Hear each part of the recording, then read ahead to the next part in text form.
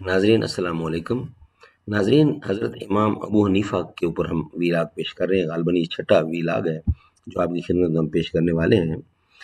ابتدائی زندگی، حضرت امام ابو حنیفہ کی ابتدائی زندگی، یہ ہیڈنگ ہے۔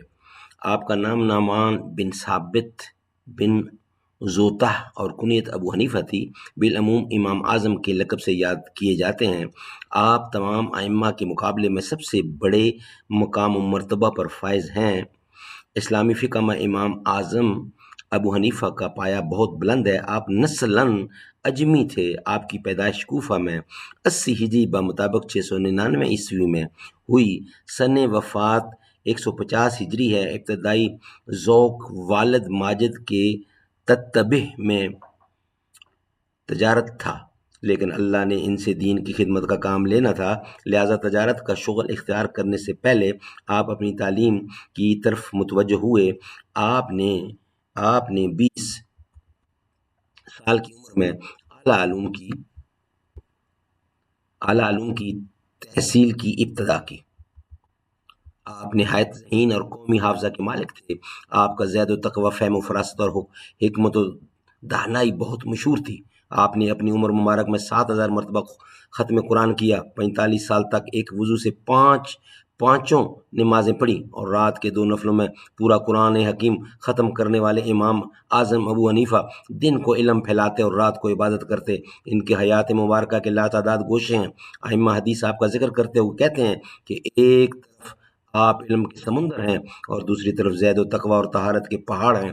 ابو حنیفہ میانہ قد، خوش رو اور موضوع جسم کے مالک تھے۔ گفتگو نہایت شیریں کرتے تھے، آواز بلند اور صاف تھی اور فصاحت سے ادا کرتے تھے۔ اکثر خوش لباس رہتے تھے۔ سرکاری وظیفہ خاری سے دور رہے۔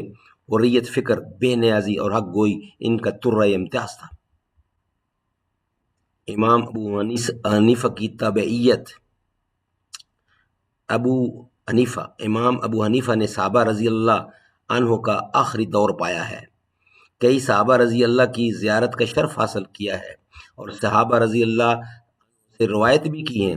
امام ابو حنیفہ کا حضرت انس بن مالک رضی اللہ عنہ کو دیکھنے پر تو تمام علماء کا اتفاق ہے۔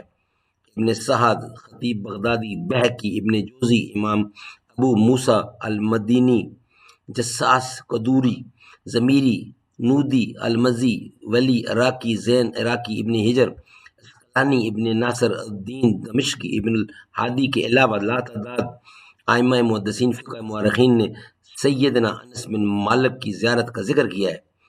حافظ ذہبی لکھتے ہیں، جس کا یہ ترجمہ ہم پیش کر رہے ہیں آپ کی خدمت میں۔ حضرت امام کی پیدائش سن 80 ہجری میں ہوئی۔ آپ نے حضرت انس بن مالک 93 ہجری کو جب وہ کوفہ گئے تو کئی دفعہ دیکھا۔ البتہ حضرت انس رضی اللہ سے روایت کرنے میں اختلاف ہے، لیکن دوسرے صحابی حضرت عبداللہ بن حارث بن جز الزبیدی رضی اللہ عنہ سے صحیح سند سے روایت کرنا بھی ثابت ہے، جو ان کتب میں موجود ہے: جامع بیان العلم ابن عزیز، مسند ابن حنیفہ ابن المقرر، مسند ابی حنیفہ ابو نعیم اصفہانی وغیرہ کتاب، اور حضرت عبداللہ بن حارث رضی اللہ عنہ کو دیکھنے کا ذکر ابن سعد البیقی نے مدخل میں، ابو موسیٰ المدنی نے رعایا فی التابعین میں، ابن عبد البر نے استغناقی فی الکنی میں بھی کیا ہے۔ یہ تو دوسرے مسالک کے ائمہ کا ذکر ہے، ورنہ ائمہ احناف کے تقریباً تمام فقہا، محدثین، مورخین کا امام ابو حنیفہ کے صحابہ رضی اللہ کے دیکھنے اور ان سے روایت کرنے پر اتفاق ہے۔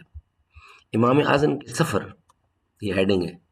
امام اعظم نے علم و حدیث کے حصول کے لیے 3 مقامات کا بطور خاص سفر کیا۔ آپ نے علم و حدیث سب سے پہلے کوفہ میں حاصل کی، کیونکہ آپ کوفہ کے رہنے والے تھے اور کوفہ علم حدیث کا بہت بڑا مرکز تھا۔ گویا آپ علم و حدیث کے گھر میں پیدا ہوئے، وہیں پڑھا۔ کوفہ کے سب سے بڑے علم کے وارث امام اعظم خود بنے۔ دوسرا مقام حرمین شریف کا تھا، جہاں سے آپ نے حدیث اخذ کی، اور تیسرا مقام بصرہ تھا۔ امام ابو حنیفہ نے تقریباً 4000 اساتذہ سے علم حاصل کیا۔ اساتذہ علم و ادب، علم و انصاب اور علم الکلام کی تحصیل کے بعد علم فقہ کے لیے امام حماد کے حلقہ درس سے فیضیاب ہوئے۔ آپ علم فقہ کے عالم ہیں۔ آپ کے شیوخ و اساتذہ کی تعداد 4000 بتلائی جاتی ہے، جن سے وقتاً فوقتاً اکتساب علم کرتے تھے۔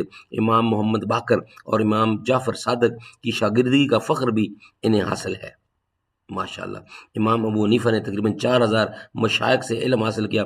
خود امام ابو حنیفہ کا قول ہے کہ میں نے کوفہ اور بصرہ کا کوئی ایسا محدث نہیں چھوڑا جس سے میں نے علمی استفادہ نہ کیا ہو۔ انشاءاللہ اگلا ہیڈنگ ہے درس و تدریس، وہ نیکسٹ پیش کریں گے آپ کی خدمت میں۔ اللہ تعالیٰ سمجھنے کی، عمل کرنے کی توفیق عطا فرمائے اور حضرت امام ابو حنیفہ کی کمر ٹھنڈی فرمائے۔